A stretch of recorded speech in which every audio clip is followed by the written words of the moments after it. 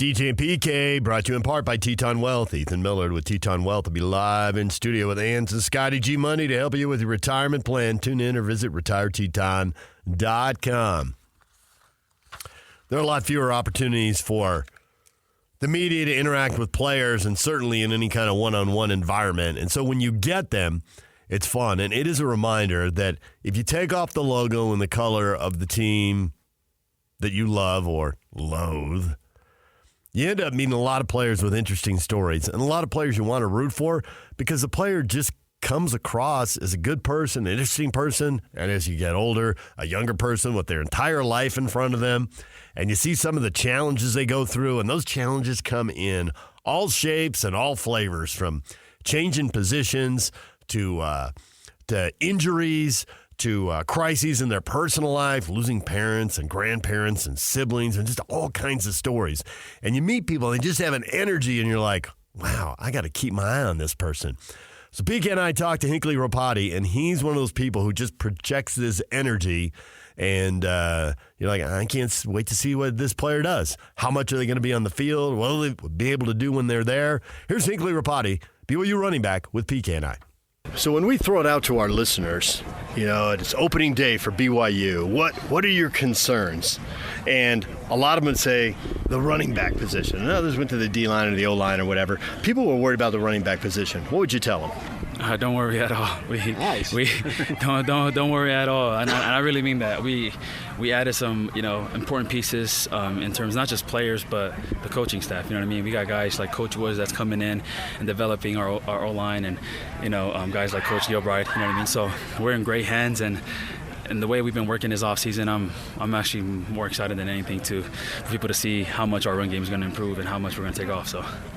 Now, I know you weren't on the field yet last year, but there's still an opportunity to improve, if nothing else mentally. How much improvement do you think you made over the course of film study and all the stuff that goes in when you're not actually playing in the games? Yeah, most definitely. Obviously, being hurt last year was definitely a hurt to a shot to the pride. But I felt like what I did, I took the opportunity to just elevate my game mentally. You know what I mean? Now that I'm out here, being back out here as a veteran, on the team, I come with that experience and confidence to be able to come out here and execute the way I want to execute and be able to go out there and compete and play fully to my potential and just have fun, Mm-hmm. There's a lot been made about the fact that the BYU coaches and players have now been through the Big 12 one time, and they've learned lessons. Can you tell us specifically what you've learned and how it's going to make you better? I think that the biggest thing is we know that we can compete at these guys any day, any given day. And I think that's one thing is if we play our brand of football that we know how to play, and we come out there and we execute the way we know how to execute, we can compete with any of these teams. And so having that first year of experience, definitely, I feel like that's one of the biggest things that we're going in this year, understanding exactly how we can, play and how our playing our brand of football can lead us to success with playing against these teams. Running back is not like quarterback. Obviously, you can play several guys. Yes, sir. But I believe the starting spot is open. Is that a goal? I think there's a lot of guys definitely competing right now. Obviously, LJ, who's a freshman phenom who did really great last year. You know what I mean? Having him being able to have the season he did last year only elevates the competition in our room this year. And so, we got Miles Davis was coming back as well. You know what I mean? And we got a lot of good, even Enoch Nawahine. Even the younger guys, Pokaionga, Sione Moa, Jovesa. All those guys that are here. Every single running back in our room, they come with that same mentality to come and compete and be that number one guy. So I think. Nobody's really worried about trying to, I think nobody's worried about who's going to be that guy. We're just coming in competing every day like we're going to be that guy. You know what I mean? So you haven't told anybody, boys, you're fighting for number 2. No. That's not my job to disclose. Coaches, when it comes to running backs and tight ends, are always really worried that the player is the complete player, that they're not tipping whether it's a run or a pass based on who's on the field. So when you go from high school to college, how hard is that to be good at everything? To be good at blitz pickup, to be good running the ball between the tackles, to be good as a receiver out of the backfield? What was the biggest challenge for you as you try to become a well-rounded back? Yeah, I mean, the biggest thing that I felt like I wanted to work on was being able to run the ball in between the tackles as successful as any great running back that's done it before here. You know what I mean?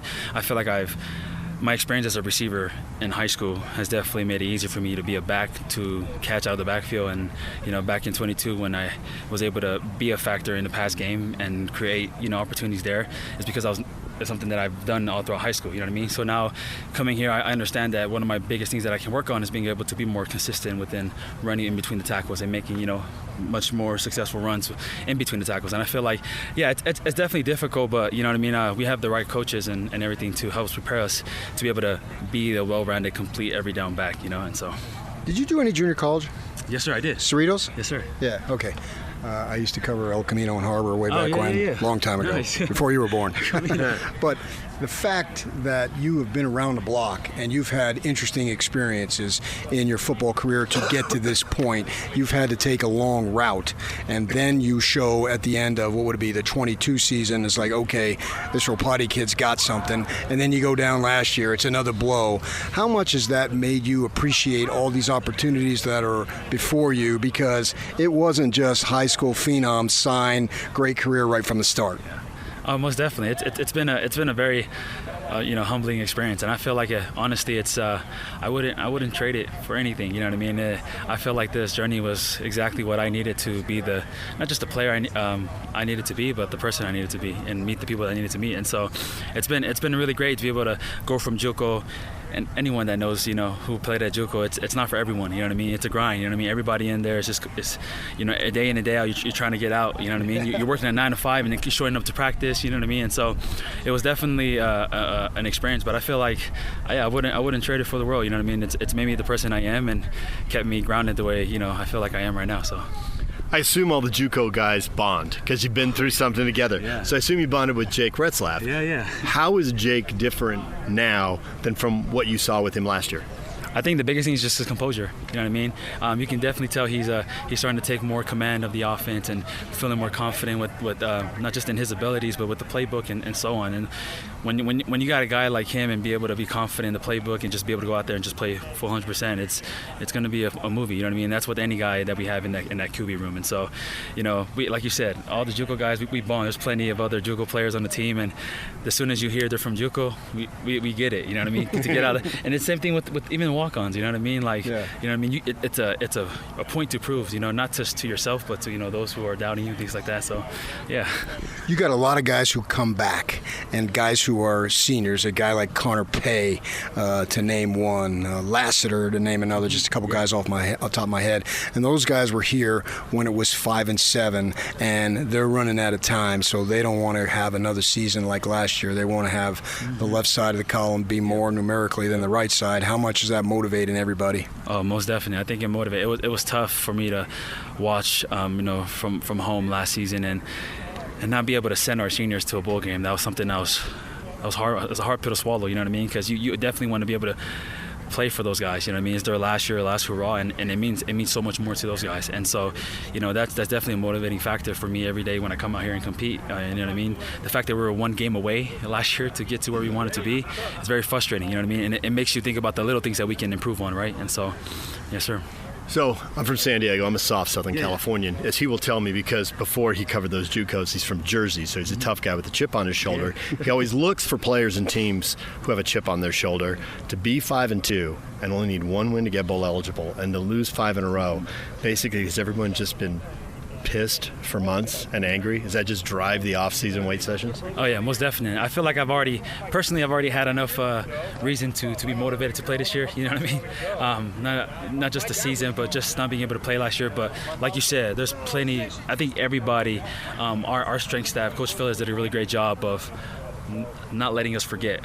I mean, I remember the first day we showed up for off-season training. It was 5-7. Like, that was just alarming every day. You know what I mean? 5-7, huh? 5-7. You want to skip a rep? That's what 5-7. So, you know what I mean? They did a really good job of iterating that, that 5-7 record that we had last year, and it pissed everybody off. You know what I mean? Man, our workouts, you should have seen the way everybody compete. You should have seen the way everybody was pushing each other. Everybody was trash talking. You know what I mean? Getting each other better. And I think that's what we need. You know what I mean? We need that kind of grit and that kind of be able to play with that chip on your shoulder. But But for me, I feel like I already got enough motivation to get out here and ball, you know? Yeah, you do personally, for sure.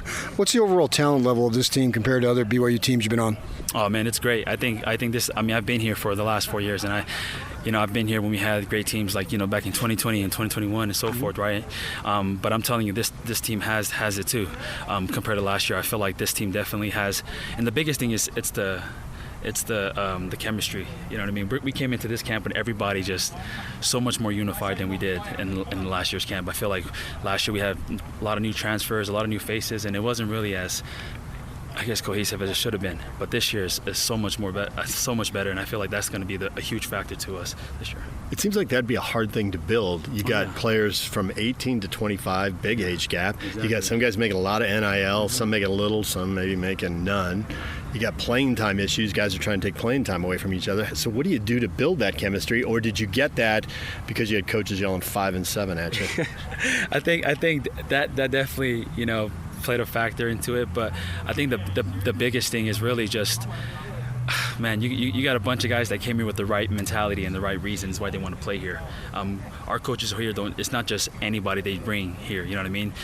They don't just look for talented players, but they look for great human beings. And I think that's a reason why we're able to all kind of, that chemistry is able to happen, because everybody has kind of the same mentality when it comes to, you know what I mean? Everybody wants to do the right things, not just on the field, but off the field. And so there is Hinckley Ropati.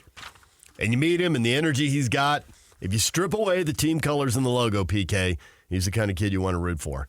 Cracks you up while you're talking to him. Whoa. So when you include the team colors, in your case, you don't want to root for him? Then, is that what you're saying? Can you believe what he just said, Yak? Again, the disrespect to BYU.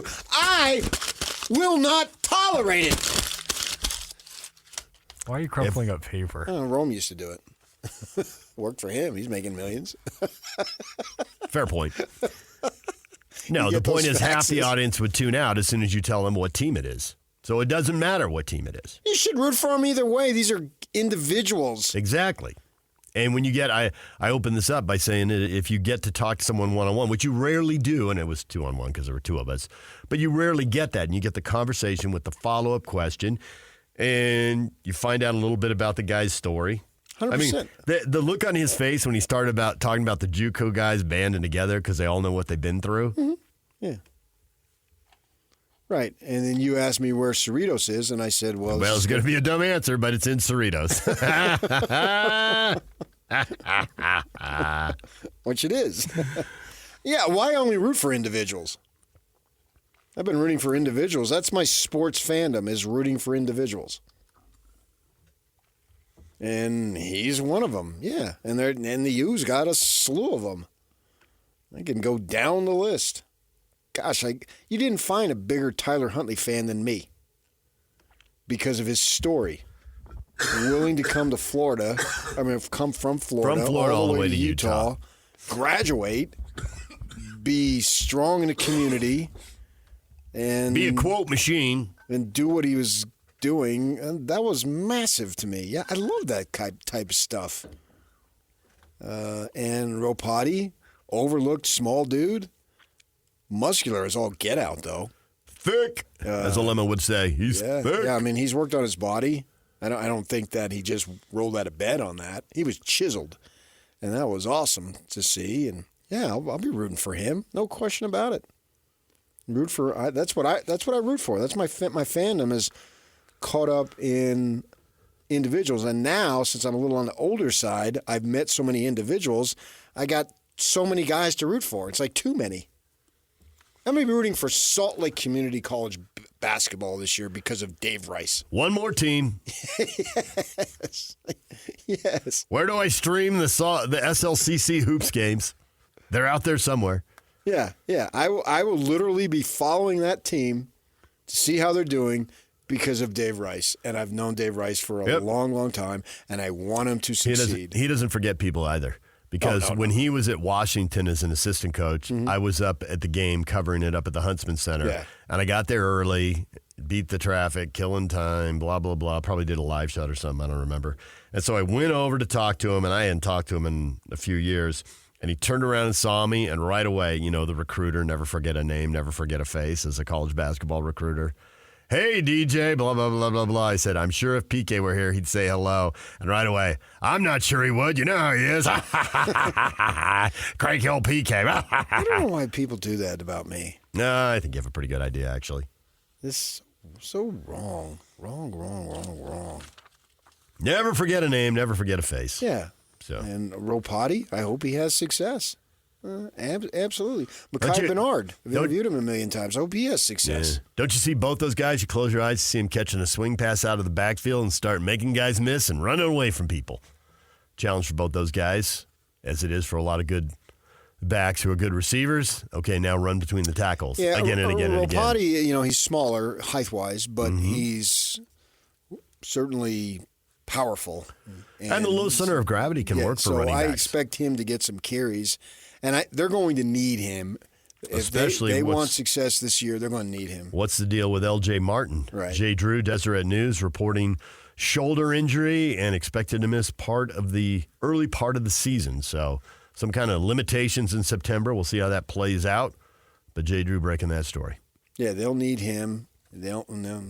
Miles Davis been around for a bit and see what he can do. And then the new guys that they're talking about, Kalani, he played a bite, I think, in the 7 o'clock hour of Kalani listing a bunch of names. And they're going to some of these new guys, particularly at running back, really need to emerge. DJ and PK, it's 97.5 The Zone. Everything you missed in this show and a couple of Olympic results that might catch your eye coming up next.